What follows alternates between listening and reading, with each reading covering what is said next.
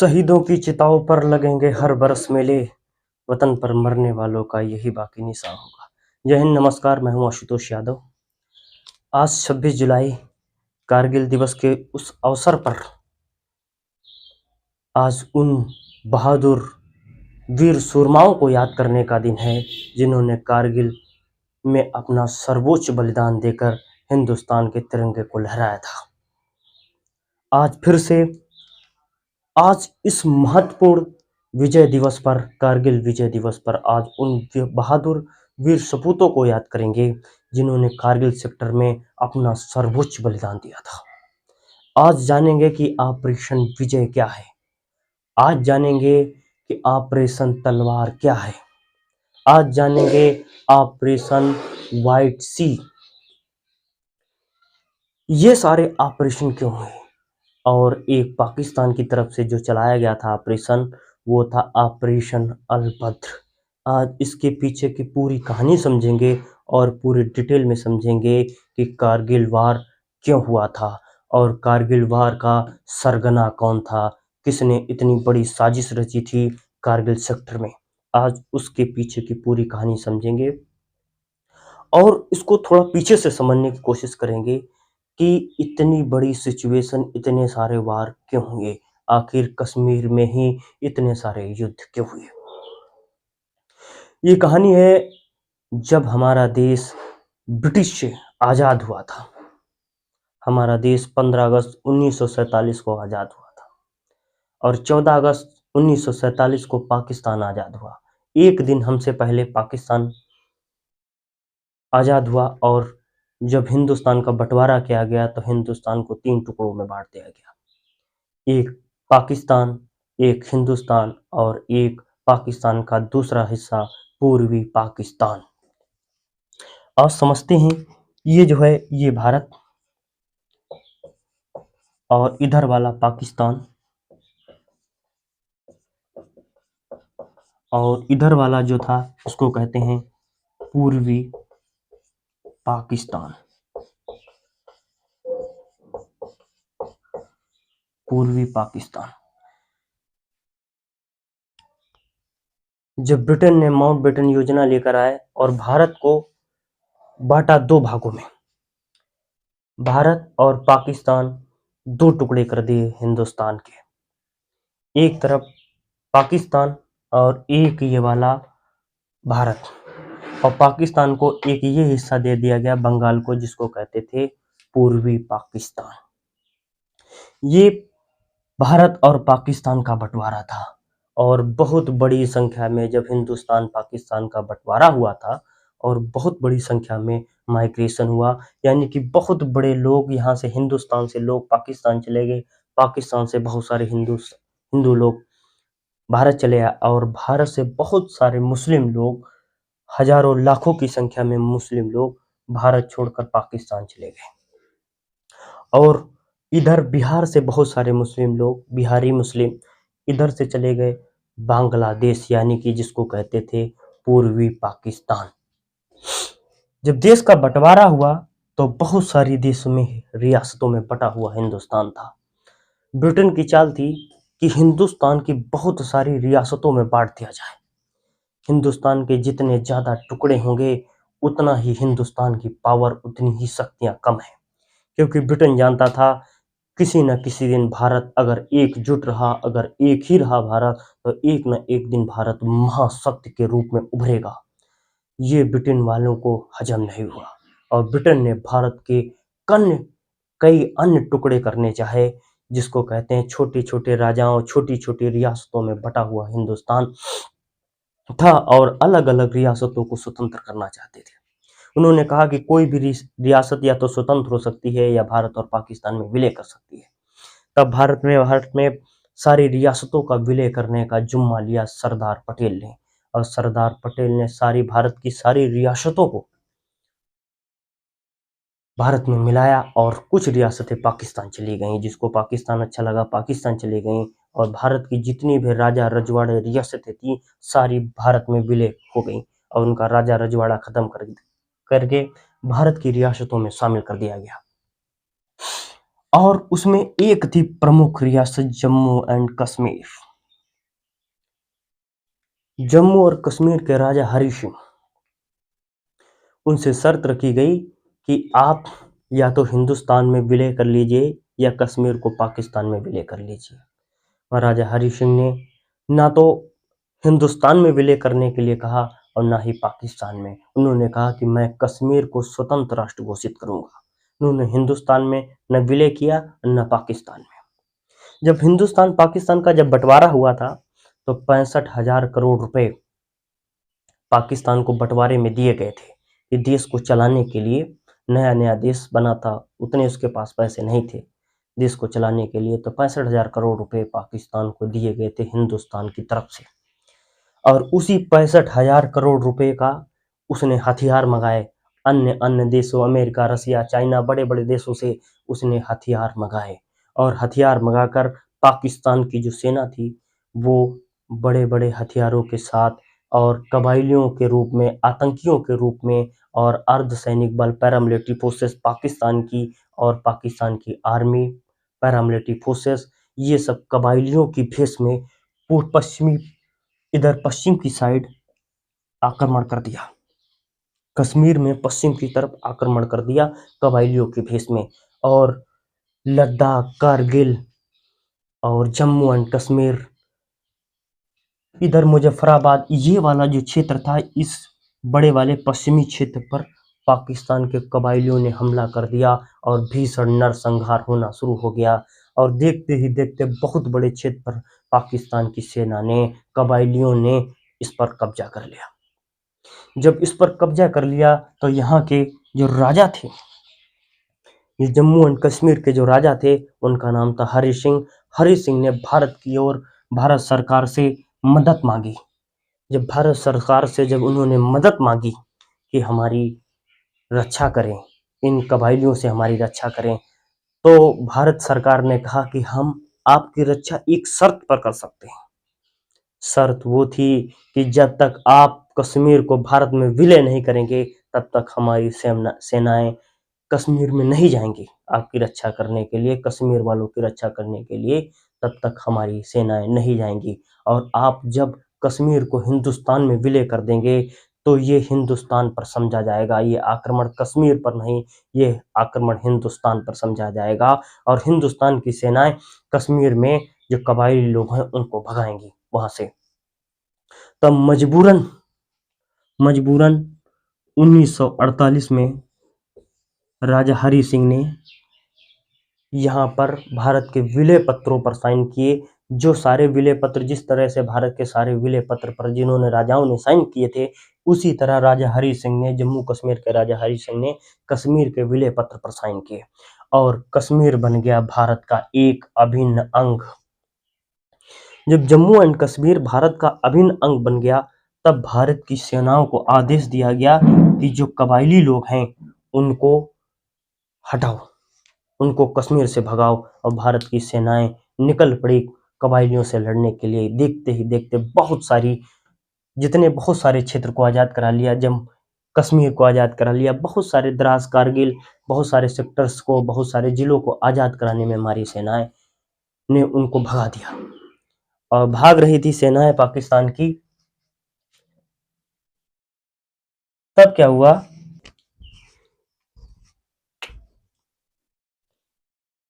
हमारी सेनाओं को जब आदेश दिया गया तो बहुत सारे जम्मू एंड कश्मीर, कारगिल, द्रास, पुंचवाला, उड़ी से बहुत सारी जगहों पर हमारे सेनाओं ने, भारत की सेनाओं ने कबायलियों को खदेड़ना शुरू किया।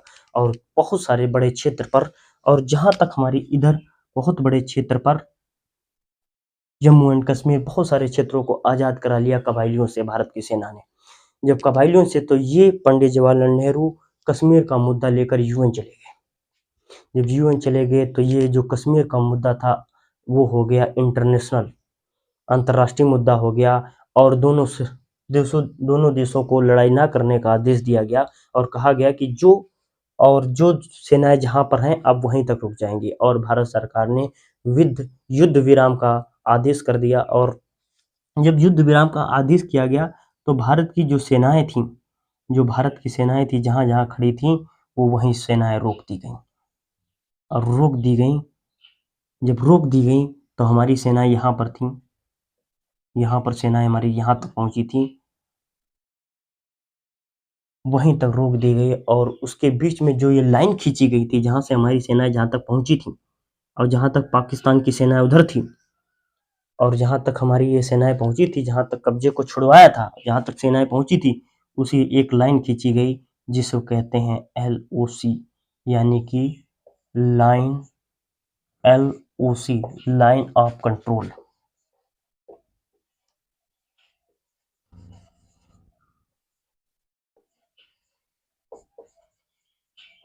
लाइन ऑफ कंट्रोल जो LOC किसके बीच में खींची गई थी?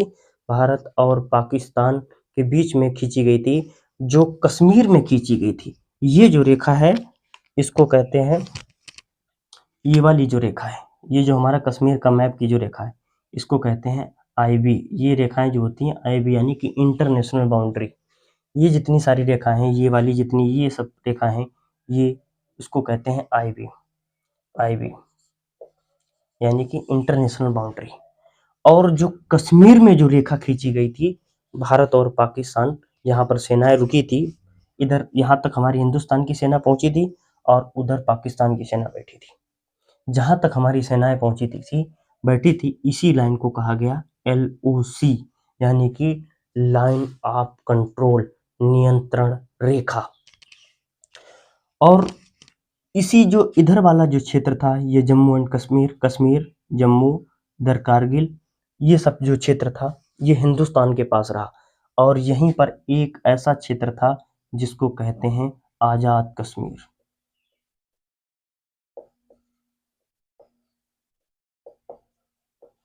आजाद कश्मीर, आजाद कश्मीर। और इधर वाला जो क्षेत्र था, जो गिलगिट वाला क्षेत्र था, ये गिलगिट वाला क्षेत्र था। और इस क्षेत्र को कहते हैं POK, जो पाकिस्तान ने कब्जा कर रखा है हिंदुस्तान का, इसको कहते हैं POK, पाक ऑक्युपाइड कश्मीर, पाक अधिकृत कश्मीर। ये कहानी थी जब हमारा देश आज़ाद हुआ था, उस पीरियड की थी, जब पंडित जवाहरलाल नेहरू के जब समय में LOC लाइन खींची गई थी, लाइन ऑफ कंट्रोल। विवाद स्टार्टिंग से ही पैदा हुआ था। पंडित जवाहरलाल नेहरू प्राइम मिनिस्टर के समय से ही कश्मीर मुद्दा चरम पे था। वहीं से पाकिस्तान हथियाना चाहता था कि कश्मीर को स्वर्ग कहते हैं, कश्मीर को अपने पाकिस्तान में विलय करना चाहता था। और वो कश्मीर के जो राजा हरी सिंह थे, उन्होंने भारत में विलय कर दिया था। जब विलय कर दिया था तो ये कश्मीर जो था वो भारत का एक अभिन्न अंग माना जाता है। जो कश्मीर को हम कहते हैं आज भारत का अभिन्न अंग है, क्योंकि जो यहाँ पर थे, यहाँ पर लोगों को उसके बाद लोगों को दिया गया, यहाँ पर कश्मीर के लोगों को आर्टिकल 370 और 35 से है, यानी कि भारत की भी नागरिकता होगी इनके पास और कश्मीर की भी नागरिकता होगी इन लोगों के पास। इन दोनों के पास कश्मीर की भी नागरिकता होगी और भारत की भी होगी। दोहरी नागरिकता दी गई थी। उसके बाद हुआ क्या कि सन 1962 में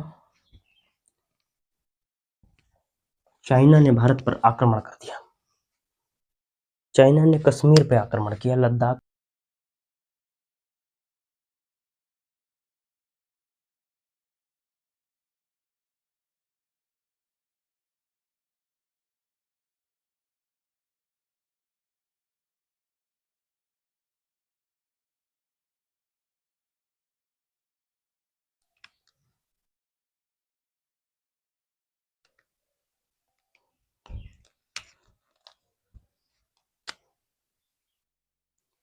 यहाँ से जो रेखा खींची गई थी उसको कहते हैं LOC। ये है LOC यानी कि लाइन ऑफ कंट्रोल। और इधर वाला जो क्षेत्र था इसको बोलते हैं, जो कश्मीर का जो पश्चिमी क्षेत्र है इसको बोलते हैं आज़ाद कश्मीर। इसको बोलते हैं आज़ाद कश्मीर। और ये वाला जो हिस्सा है इसको बोलते हैं POK, ये हिस्सा POK है। और इधर वाला जो हिस्सा है, जब चाइना ने 1962 में जब आक्रमण किया था, तो इस बहुत बड़े क्षेत्र पर कब्जा कर लिया था, जिसके बोलते हैं COK, यानी कि चाइना ऑक्युपाइड कश्मीर। इधर बोलते हैं COK, चाइना ऑक्युपाइड कश्मीर, इधर बोलते हैं POK, यानी कि पाक ऑक्युपाइड कश्मीर, और LOC यानी कि लाइन ऑफ कंट्रोल। ये भारत और कश्मीर में, भारत और पाकिस्तान के बीच में खींची गई रेखा थी, जिसको कहते हैं LOC। और इस क्षेत्र पर जो पाकिस्तान का कब्जा था, उसको बोलते हैं आज़ाद कश्मीर। और ये वाला इतना क्षेत्र जो था, ये वाला और इतना जो क्षेत्र था, इतना क्षेत्र आज भारत के पास है। जो भारत के पास जो कश्मीर है, वो इतना है, यहाँ से लगा के इतना, ये वाला जो क्षेत्र है, ये इतना जो क्षेत्र है, ये है कश्मीर, ये भारत के पास है कश्मीर। इसको कहते हैं जम्मू एंड कश्मीर। यहाँ पे जम्मू है,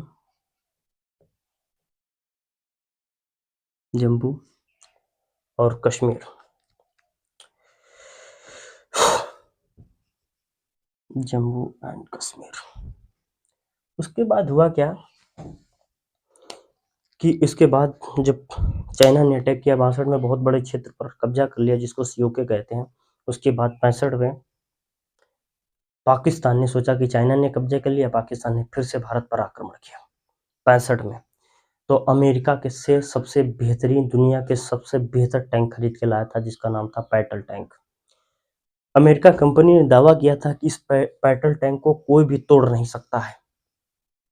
और जब पाकिस्तान इसी पैटल टैंक के बलबूते पर हिंदुस्तान पर आक्रमण करने के लिए निकला, तो एक नौजवान ने, भारतीय एक नौजवान अब्दुल हमीद ने सिर्फ RCL गन से 7-8 टैंकों को उड़ा दिया था। पाकिस्तान के इसी पैटल टैंक को उड़ा दिया था। और अमेरिका हैरत में पड़ गया कि ये कैसे हो सकता है कि हमारे इतने मजबूत, इतना आधुनिक टैंक को कैसे कोई उड़ा सकता है। तब भारत के अब्दुल हमीद ने अपनी बहादुर और दिलेरी दिखाते हुए सिर्फ RCL गन पर बैठकर पाकिस्तान के पैटल टैंक उड़ाए थे। उसके बाद क्या हुआ कि सन 71 आया, इंदिरा गांधी की सरकार थी, और जो ये पूर्वी पाकिस्तान था, इधर जो बांग्लादेश था, उसको कहते हैं पूर्वी पाकिस्तान।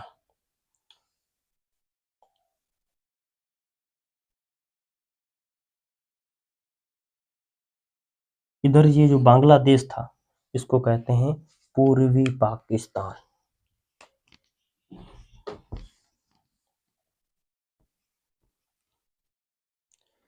उन्नीस सौ 71 में जो पूर्वी पाकिस्तान था,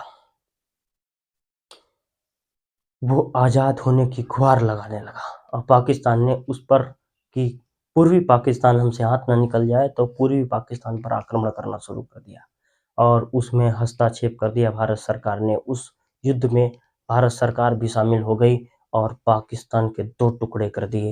एक उधर सिर्फ जो पाकिस्तान था, वो पाकिस्तान के बजाय जो पूर्वी पाकिस्तान था, उसको एक नया देश मिला, जिसको कहते हैं बांग्लादेश। बांग्लादेश के रूप में आज़ाद हुआ। और उस युद्ध में भारतीय जनरल अनवर ने जनरल मियादी को दूध छटीका पिलाया था, और पाकिस्तान के 90,000 सैनिकों को बंदी बना लिया गया, और हमारी सेनाएं लाहौर तक घुस गई। लाहौर पे कब्जा कर लिया, हिंदुस्तान की सेनाएं लाहौर तक घुस गईं। और भारत के पास बहुत बड़ा सुनहरा अवसर था कश्मीर पर बात करने का, और कश्मीर को जो POK, जो पाकिस्तान ने कब्जा कर रखा था, उस POK को खाली कराने का भारत के पास अवसर था, क्योंकि भारत के पास पाकिस्तान के 90,000 सैनिक बंदी बने थे, और लाहौर तक हमारा कब्जा हो चुका था। इंदिरा गांधी सरकार के पास ये इतना बढ़िया सुनहरा अवसर था कि फिर से खाली करा सके, कि POK को खाली करा सके। मगर हमारे हिंदुस्तान की सेनाओं को जो भी टास्क दिए गए, उन्होंने बड़ी दिलेरी से हर मैदान को फतेह किया।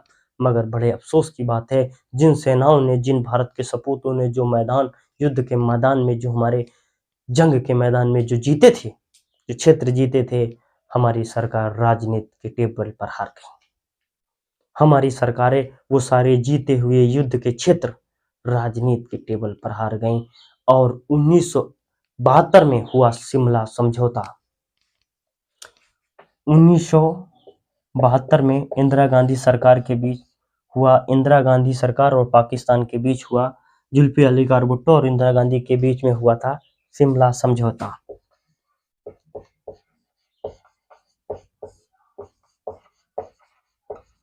शिमला समझौता 1972 में जब शिमला समझौता हुआ तो उसमें कहा गया कि बायलैटरल यानी कि जो भारत और कश्मीर का मुद्दा होगा वो शांतिपूर्ण तरीके से दोनों देश आपस में बैठकर शांतिपूर्ण तरीके से उस मुद्दे को हल करेंगे। अब कोई युद्ध नहीं होगा, कोई लड़ाई नहीं होगी। बहुत लड़ी हमने लड़ाई, बहुत सारे युद्ध लड़ लिए। अब जितने सारे मुद्दे होंगे या कोई बहस होगा उस पर युद्ध नहीं होगा, बल्कि उसको एक आपस में बैठकर शांतिपूर्ण तरीके से हर मुद्दे को हल किया जाएगा। उसी को कहते हैं शिमला एग्रीमेंट यानी शिमला समझौता, जो इंदिरा गांधी सरकार ने 1972 में किया था। और उसके बाद चलाया गया एक जो भारत का एक अमुक और जो एक प्रमुख पॉइंट था, जिसको कहते हैं, यहाँ पे एक प्रमुख पॉइंट था जहां से हम चाइना पर और पाकिस्तान पर हम नजर रख सकते थे। वो सबसे ऊंचा, दुनिया का सबसे ऊंचा युद्ध स्थल था, जिसका नाम था सियाचिन ग्लेशियर। इसका नाम था Siachen glacier. Siachen glacier Siachen glacier Bharat के लिए बहुत इम्पोर्टेंट था, क्योंकि हम सियाचिन ग्लेशियर से पाकिस्तान और चाइना पर नज़र बना सकते थे, उनकी हरकतों को देख सकते थे, उनकी हरकतों को रोक सकते थे, क्योंकि ये दुनिया का सबसे टॉप मोस्ट, सबसे ऊंचाई पर युद्ध स्थल है। और इसी को फतेह करने के लिए भारत सरकार ने चलाया ऑपरेशन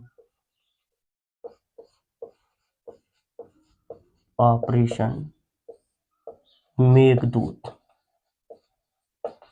चलाया ऑपरेशन मेघदूत 1984 में चलाया गया था। ये ऑपरेशन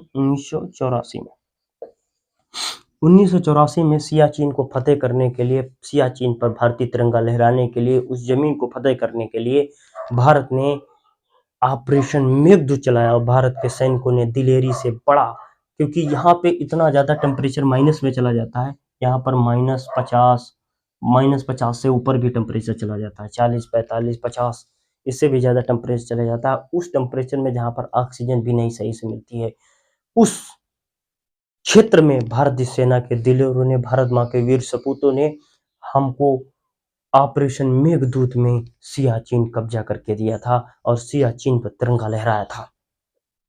जब सियाचिन भारत के कब्जे में हो गया, तब इससे पाकिस्तान को चिढ़ हो गई कि ये सियाचिन ग्लेशियर भी कब्जा कर लिया। और फिर उसके बाद एक दिन आया सन 1998।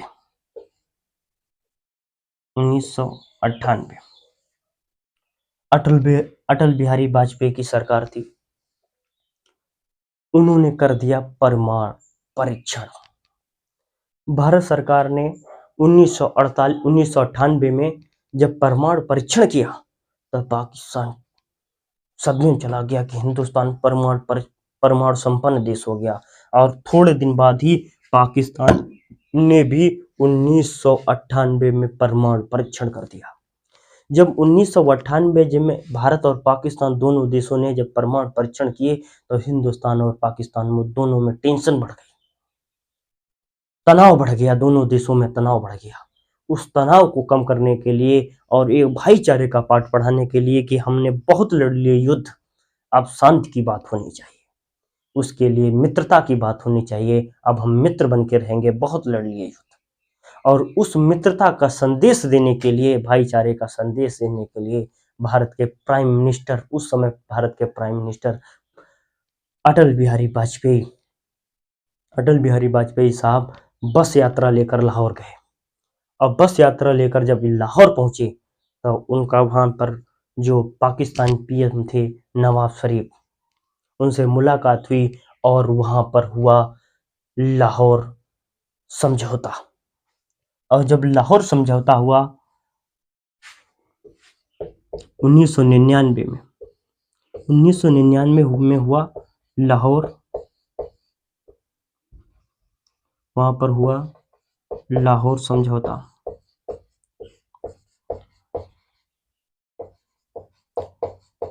लाहौर समझौता। पाकिस्तान के प्राइम मिनिस्टर नवाज शरीफ और भारत के प्राइम मिनिस्टर अटल बिहारी वाजपेयी के बीच में लाहौर जो समझौता हुआ, उसमें कहा गया कि हमने बहुत लड़ लिए युद्ध, बहुत अब शांति होनी चाहिए, मित्रता होनी चाहिए, अब हमारे दोनों के देश में ट्रेड होना चाहिए, व्यापार होना चाहिए, जितने सारे व्यापार रुके हैं सारे व्यापार होंगे।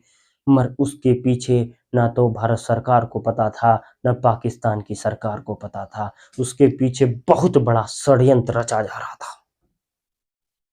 षड्यंत्र ये था कि पाकिस्तान के पीएम नवाज शरीफ ने कुछ दिन पहले ही पाकिस्तान आर्मी चीफ परवेज मुशर्रफ को आर्मी चीफ बनाया था। पाकिस्तान के आर्मी चीफ यानी जनरल बनाया था परवेज मुशर्रफ को। अब पाकिस्तान सरकार को पता भी नहीं था कि परवेज मुशर्रफ कितना बड़ा पीछे षड्यंत्र रच रहा है, और पाकिस्तान को भनक भी नहीं थी। और क्योंकि भारत जो पाकिस्तान की जो सरकार है वो प्राइम मिनिस्टर से नहीं चलती, सिर्फ नाम मात्र के वहां पर प्राइम मिनिस्टर होते हैं, वहां पर चलती है आईएसआई से, आतंकवादियों से, अलगाववादियों से चलती है, लश्कर ए तौबा। ये जितने सारे बड़े बड़े संगठन हैं, आतंकी संगठन हैं, वहां पर वो सारी सरकारें चलाते हैं। सरकार तो सिर्फ नाम मात्र की है, चलाते तो आतंकवादी हैं। आतंकवादी जब चाहते हैं तो किसी की सरकार बनाते हैं, आतंकवादी जब चाहते हैं तो तख्ता पलट कर देते हैं। और नवाब शरीफ, पाकिस्तान के प्राइम मिनिस्टर नवाब शरीफ को पता भी नहीं था कि वहां पर होने वाला क्या है। और ये सारी जो षड्यंत्र रचा जा रहा था, वो षड्यंत्र रच रहा था जनरल परवेज मुशर्रफ। जनरल परवेज मुशर्रफ ने कारगिल सेक्टर में, जहां पर ये कारगिल था, ये कारगिल,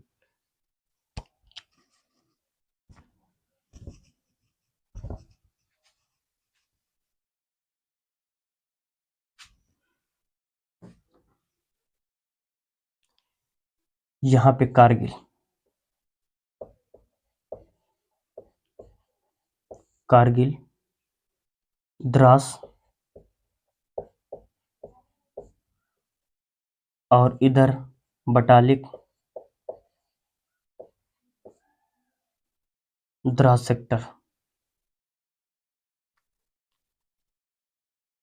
द्रास सेक्टर, कारगिल सेक्टर और बटालिक सेक्टर, यहाँ पर भारत की बहुत बड़ी पोस्टें थी, हिंदुस्तान की पोस्टें थी।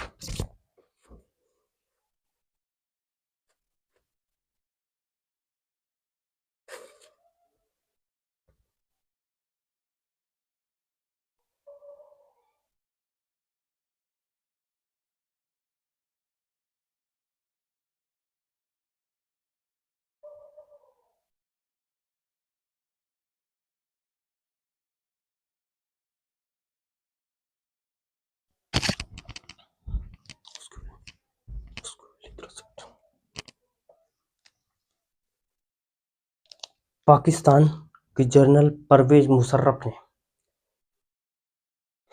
पीछे से बहुत बड़ा षड्यंत्र रच रहा था, क्योंकि ये जो एलओसी के पास जो Kargil sector, Batalik sector, Dras sector, ये सब एक बर्फीली चोटियां हैं।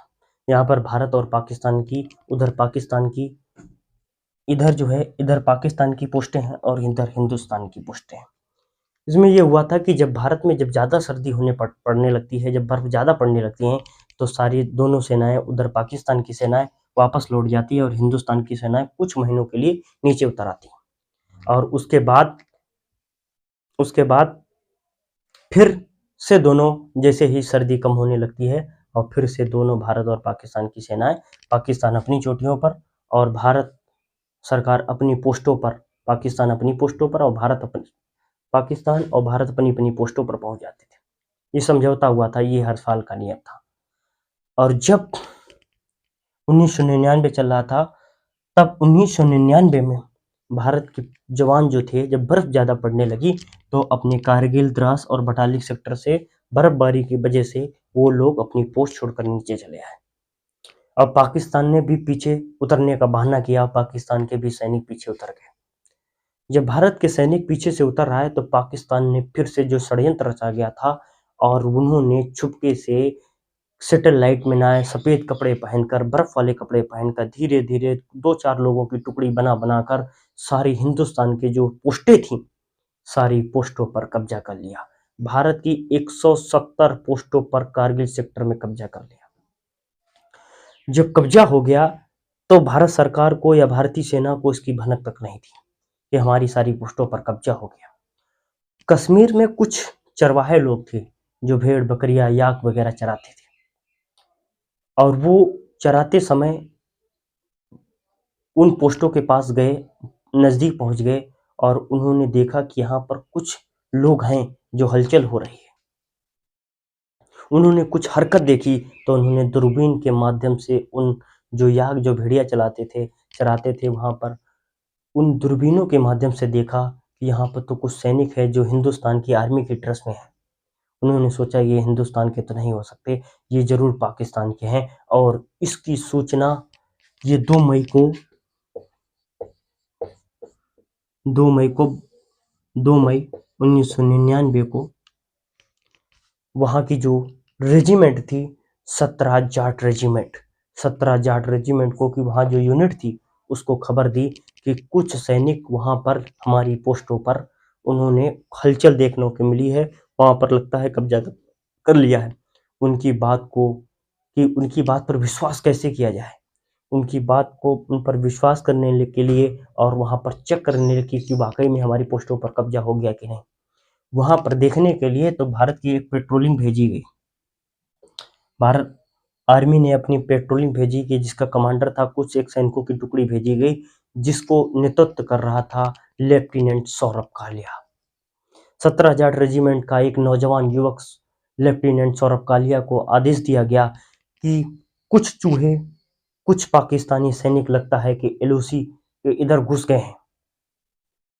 आप जाकर पता करो कि कौन है, कितनी संख्या में है, कितनी बड़ी इनकी मेजॉरिटी में है। लेफ्टिनेंट सौरभ कालिया कुछ टुकड़ी लेकर जब पेट्रोलिंग पर गए, तो वहां पर पाकिस्तान सैनिकों ने आपस में मुठभेड़ हुआ, गोलियां चली और लेफ्टिनेंट सौरभ कालिया और उनके साथियों को बंदी बना लिया गया। जब बंदी बना लिया गया, तब हमारे भारत के सैनिकों के साथ लेफ्टिनेंट सौरभ कालिया के साथ बहुत गलत बर्ताव किया।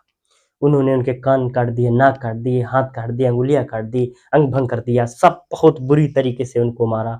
और एक जिनेवा संधि के तहत उन्होंने किसी चीज का फॉलो नहीं किया, ना ही कोई आर्मी रूल्स को फॉलो किया और ना ही जिनेवा संधि को फॉलो किया।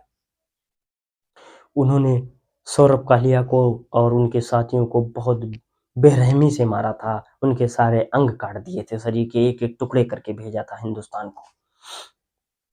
उसके बाद जब फिर एक और पेट्रोलिंग गई, वो भी वापस नहीं लौट के आई, तब उन्होंने ब्रिगेड कमांड को मैसेज डाला कि हमारी पेट्रोलिंग गई है कि कुछ मुजाहिदीन या कुछ पाकिस्तानी, अब पता नहीं चल रहा है कि आतंकवादी हैं कि मुजाहिदीन है कि पाकिस्तान की आर्मी है, जो मुजाहिदीन के भेष में थे, आतंकवादियों के भेष में थे, कि ब्रिगेड कमांड को मैसेज डाला गया कि कुछ आतंकवादी, कुछ मुजाहिदीन हमारी पोस्टों पर कब्जा कर लिया है।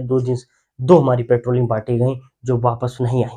फिर आर्मी हेडक्वार्टर को मैसेज डाला गया और भारत सरकार ने, अटल बिहारी वाजपेयी के सरकार ने, उन्होंने कहा कि अभी तक तो दुनिया ने हमारी शांति देखी है, अब हमारा युद्ध हमारी शक्ति प्रदर्शन भी देखेगी। अब दुनिया हमारा शक्ति प्रदर्शन भी देखेगी और आर्मी हेडक्वार्टर से भारत सरकार से आदेश मिला कि आप अधिक से अधिक संख्या में कारगिल सेक्टर में अपनी बटालियन को तैनात करें। अधिक से अधिक सैनिकों को कारगिल सेक्टर में भेजे गए और आर्मी हेडक्वार्टर ने तुरंत मैसेज डाला। आर्मी न जाने कितनी यूनिटों को तैयार किया गया और सारी यूनिटें Jat regiment, 11 Gorkha, 11 13 grenadier, 18 grenadier, 16 grenadier, Rajputana rifle, Jammu and Kashmir rifle, बहुत सारी यूनिटें जो थी वो मोबिलाइजेशन करने लगी, मूवमेंट करने लगी और कारगिल सेक्टर की तरफ हमारी संख्या में, बड़ी संख्या में आर्मी की यूनिटें जब गई वहां पर, तो वहां पता चला कि ये कोई आतंकवादी या मुजाहिदीन नहीं है, ये पाकिस्तान की नॉर्दर्न इन्फेंट्री है जो मुजाहिदीन या आतंकवादियों के भेष में बैठी है। जब आतंकवादियों के भेष में, और वो थी 4 से 5 हजार सैनिक थे पाकिस्तानी, और बड़ी बड़ी अहम चोटियों पर कब्जा कर रखा था। भारत की 170 से ज्यादा चोटियों पर पाकिस्तान ने कब्जा कर रखा था। मुक्सी valley, Dras sector, Kargil sector, Batalik sector, इन जो बड़े बड़े क्षेत्र थे इन पर कब्जा कर रखा था। और पाकिस्तान का मोटो था कि जो हमारा NH1 है, यानी कि NH1 national highway number 1, Kashmir और यहाँ पर लद्दाख, कश्मीर से लद्दाख को अलग करना चाहते थे। पाकिस्तान का मोटो ये था कि हम इस क्षेत्र पर, अगर कारगिल द्रास बटाली क्षेत्र पर, इस क्षेत्र पर NH1 पर कब्जा कर लेंगे, अगर NH1 को तोड़ देंगे, यहाँ पर कारगिल से तोड़ देंगे, तब हम, अगर यहाँ पर आर्मी नहीं पहुंच पाएगी, हम आर्मी को रोक देंगे, हिंदुस्तान की आर्मी को रोक देंगे, तब हम सियाचिन को फिर से पा जाएंगे और सियाचिन को राशन सप्लाई नहीं पहुंच पाएगा, गोला बारूद जब नहीं पहुंच पाएगा, तब सियाचिन पर हम फिर से कब्जा कर लेंगे। इनका मोटो ये था और भारत की अनेक चौकियों पर हमारा कब्जा जमा रहेगा। मगर जो पाकिस्तान की तरफ से जो ऑपरेशन चलाया गया था उसका नाम था ऑपरेशन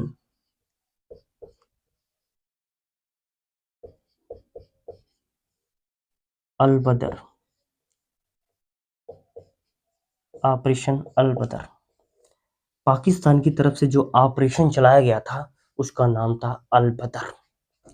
और हिंदुस्तान ने इन मुजाहिदीनों को, पाकिस्तान की सेना को हटाने के लिए जो ऑपरेशन चलाया, उस ऑपरेशन का नाम था ऑपरेशन विजय।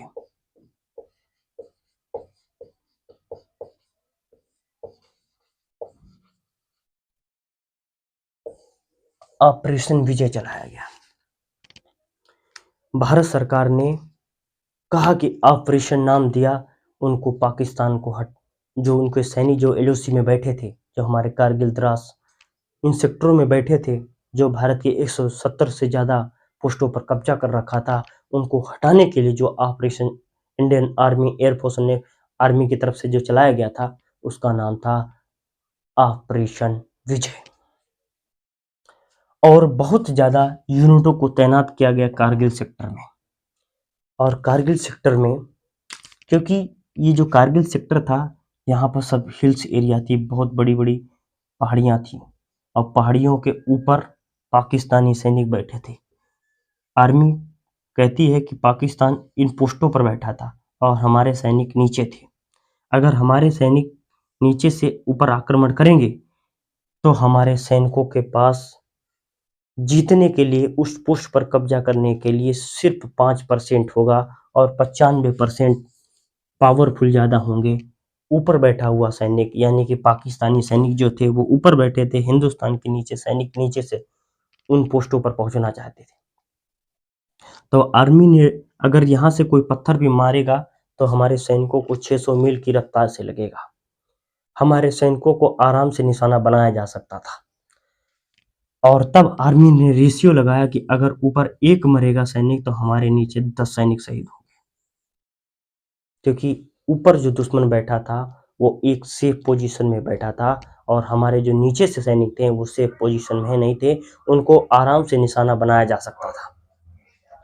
जब आराम से निशाना बनाया जा सकता था तो आर्मी ने एवरेज लगाया था कि अगर ऊपर एक सैनिक मरेगा तो हमारे नीचे 10 सैनिक मरेंगे। ये रेशियो लेकर चले थे हमारे भारत के वीर जवान। फिर भी हमारे भारत माँ के वीर सपूतों का हौसला देखिए, उनके बुलंद इरादे देखिए, नौजवान साथियों का अपने देश के प्रति जज्बा देखिए। और उन पाकिस्तानी चोटियों पर जो इतनी ऊंची चोटियां थी जहां पर 17,000 फीट 17,000 फीट 17,000 फीट ऊंचाई थी। 17,000 फीट, 15,000 फीट, 16,000 फीट, 18,000 फीट। और वो चढ़ाई थी 80 डिग्री, 80 डिग्री सीधी चढ़ाई थी। ऐसे खड़ी चढ़ाई थी, उन पहाड़ियों पर चढ़ना था भारत के सैनिकों को। ये ऑपरेशन आसान नहीं था, हमारे सैनिकों को के लिए आसान नहीं था यहाँ तक पोस्टों पर, अपनी पोस्टों पर दोबारा कब्जा करना।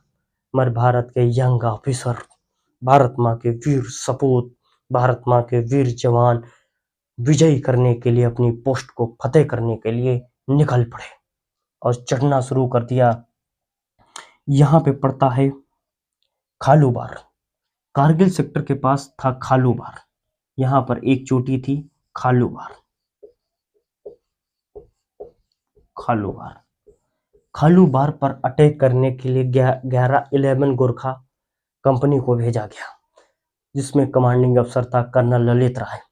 और कर्नल ललित राय ने एक कुछ सैनिकों की एक टुकड़ी को भेजा, जिसका जो उस टुकड़ी को कमांड कर रहा था लेफ्टिनेंट मनोज पांडे।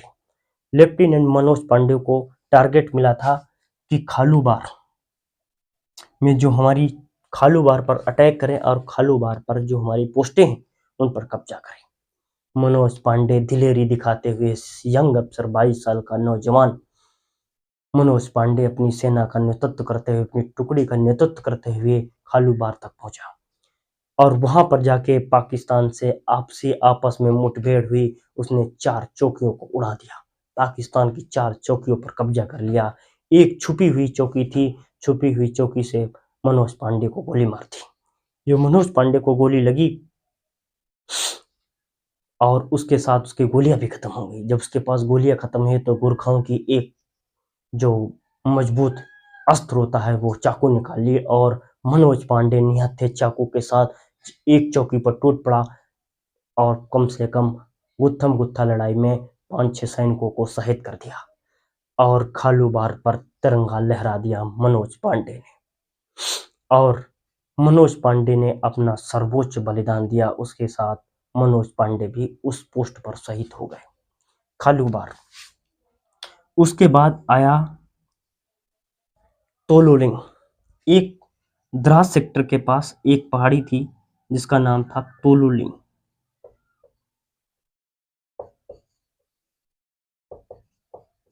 और तोलोलिंग के पास थी टाइगर हिल।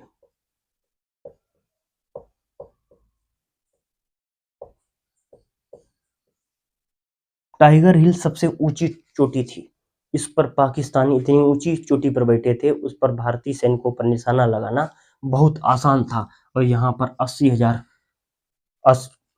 80 डिग्री की ऊंची चढ़ाई थी।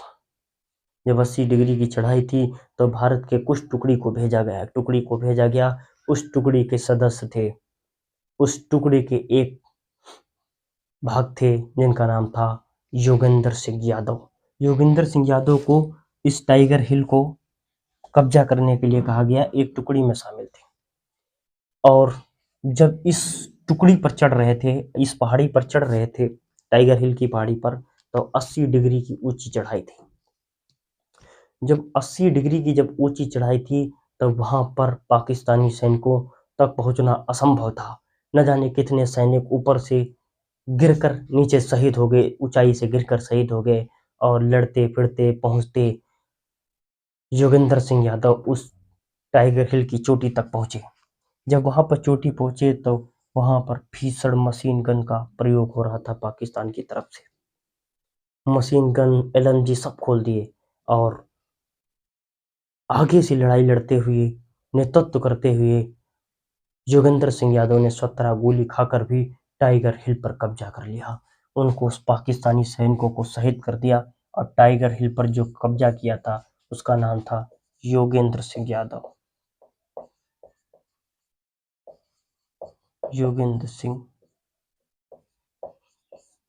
योगेंद्र सिंह यादव ने टाइगर हिल पर कब्जा कर लिया। और एक और बहुत इम्पोर्टेंट पॉइंट था, उसका नाम था इम्पोर्टेंट, यही कारगिल के पास था 5875 पॉइंट था ये, 5875 पॉइंट। इसका जिम्मेदारी दी गई जम्मू एंड कश्मीर राइफल्स के एक यंग अफसर, जिनके बहादुरी के चर्चे हिंदुस्तान की सेनाओं में तो थे, बल्कि पाकिस्तान की सेनाओं में भी उसके बहादुरी की चर्चे थे, जिसका कोड वर्ड था ये दिल मांगे मोर, ये दिल मांगे मोर। और इस कोड वर्ड के साथ विक्रम भद्रा, कैप्टन विक्रम भद्रा ने 587 पॉइंट पर बड़ा दिलेरी दिखाते हुए उस पोस्ट पर आक्रमण किया और बहुत सारे पाकिस्तानी सैनिकों को मार गिराया।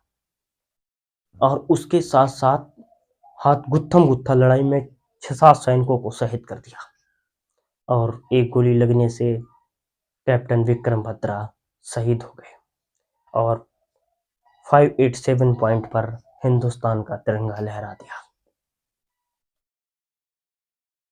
और विक्रम भद्रा ने ही कहा था कि या तो तिरंगे में लिपट कर आऊंगा या तो तिरंगा लहरा के आऊंगा। और जो मनोज पांडे थे, उनका एक प्रमुख वाक्य था कि अगर हमारे लक्ष्य के बीच में मौत भी आ गई तो मैं कसम खाता हूं कि मौत को भी मार दूंगा। वो थे मनोज पांडे। धीरे धीरे भारत सरकार ने, भारत के सैनिकों ने 170 चोटियों पर कब्जा कर लिया। उसमें एयरफोर्स का भी बहुत बड़ा योगदान था। एयरफोर्स की तरफ से ऑपरेशन चलाया गया, उसका नाम था ऑपरेशन सफेद सागर। ऑपरेशन सफेद सागर एयरफोर्स की तरफ से जो इंडियन एयरफोर्स की तरफ से जो ऑपरेशन चलाया गया था उसका नाम था ऑपरेशन सफेद सागर, जो कारगिल की लड़ाई में जो चलाया गया था। हमारे सैनिकों का सपोर्ट करने के लिए जो एयरफोर्स ने जो कदम दिखाया था उसमें था मिग 21, 27 एंड 29। ये जहाज थे मिग 21, मिग 27 और मिग 29 और मिराज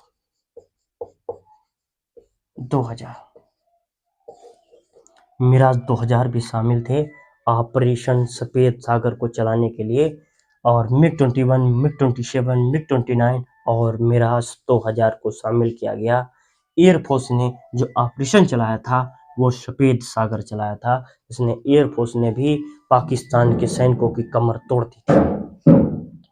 और भारतीय आर्मी की तरफ से जो आरटी थी, यानी कि आर्टिलरी तोपखाना,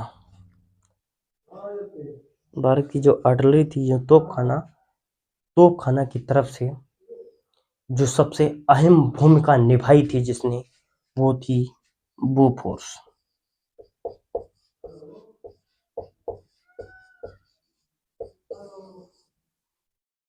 बोफोर्स ने इतनी ज्यादा हैवी सेलिंग की थी कि पाकिस्तान की कमर तोड़ रखी थी बोफोर्स ने। और 1999 के कारगिल के युद्ध में सबसे पहले बोफोर्स का इस्तेमाल किया गया था। और क्योंकि जो दुश्मन था वो इतनी ज्यादा हाइट पे था, जो पाकिस्तानी दुश्मन बैठा था वो इन चोटियों पर बैठा था, इन चोटियों पर बैठा था। अगर हमारी बोफोर्स अगर तोप का गोला मारेगी तो उसको यहाँ पर गिरेगा आगे, तो यहाँ पर गिराना, एग्जैक्ट लोकेशन पर गिराना बहुत बड़ी चुनौती थी।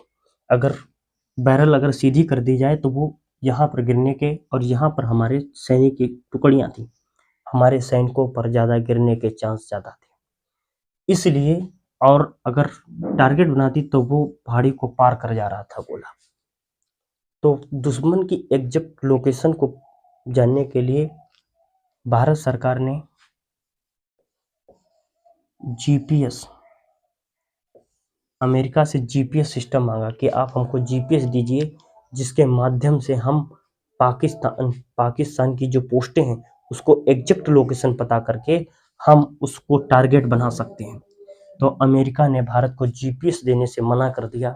अब बाद में जब मना कर दिया तो भारत सरकार के जो भारत के वैज्ञानिक हैं, जो इसरो ने वैज्ञानिक हैं, उन्होंने बाद में नेविगेशन सैटेलाइट नौवहन उपग्रह बनाया, इस पर काम किया, भारत के वैज्ञानिकों ने इस पर काम किया। आज हमारे पास नेविगेशन सैटेलाइट है, यानी नौवहन उपग्रह है।